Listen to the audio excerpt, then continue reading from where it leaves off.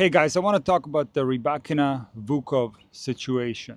And I'm going to play you a clip with an example of Vukov's coaching in a second.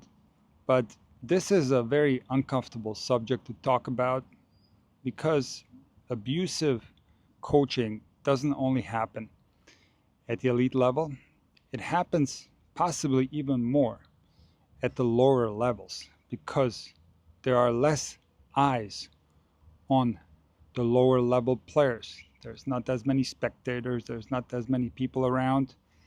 And I'm sure a lot of you have witnessed abusive coaching.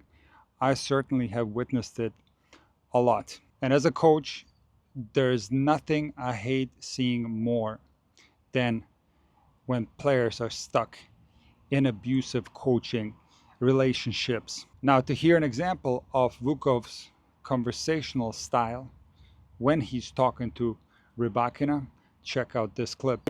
Yeah, you have all the chances in the world. What do you want to do? I don't even know how you lost this set. It's like impossible, not even with no legs, to win this set. You have the 7 break points on her serve. You have 4-1 on the tie break. You know what I mean?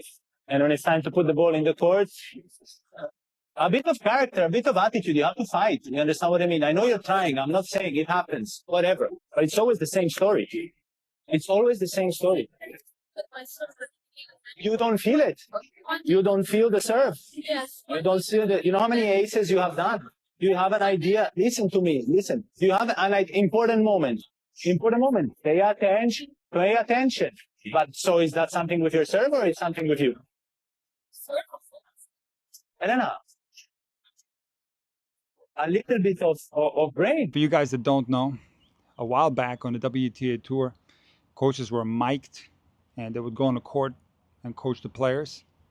And this was stopped for a good reason because there were a lot of examples of poor coaching. And interestingly, when I first watched this clip, I of course read the comments, and to my surprise, a lot of people were praising the coaches and they were talking poorly about the players, calling them babies and spoiled. But when I saw the way Vukov was talking to Rybakina, it hit me the wrong way, even back then before this whole drama erupted. And what a lot of people in that WTA coaching compilation video misunderstood is the fact that tennis coaching is very different from coaching in other sports. And let's take an example of a team sport where you have a coach that's hired by the team owner. That coach will have a conversational style directed at the players that's naturally very different from a tennis coach. Why? Because he is not employed by the players.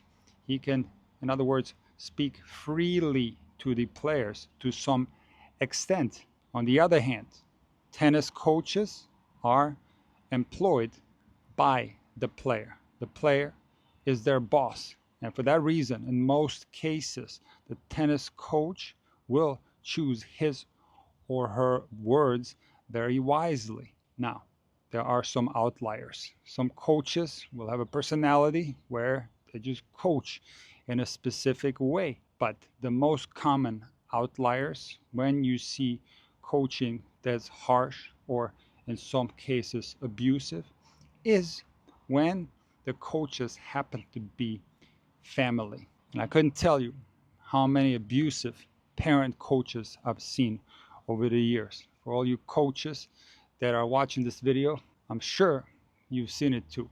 This is unfortunately part of tennis. And some parents unfortunately believe that it's because of their abusive coaching that some players have had success in the past. And I know from back in the day that a lot of parents thought that this was the recipe for success. But I always put it this way. These players were obviously very talented, and maybe they succeeded despite the abusive coaching and not because of it. Who knows what kind of careers Dokic and Lucic would have had if it wasn't for the abusive coaching. But another outlier where the conversational style between player and coach can naturally be different, possibly harsher, or possibly abusive if the player and the coach are in a romantic relationship. For you guys that don't know, the WTA report confirmed that